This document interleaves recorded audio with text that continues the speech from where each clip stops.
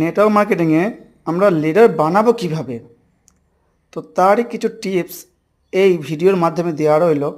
তো আমার যে সমস্ত ফ্রেন্ড এবং সাবস্ক্রাইবার রয়েছেন তারা অবশ্যই এই ভিডিওটা দেখবেন এবং আপনারা শেয়ার করবেন, শেয়ার করে দেবেন।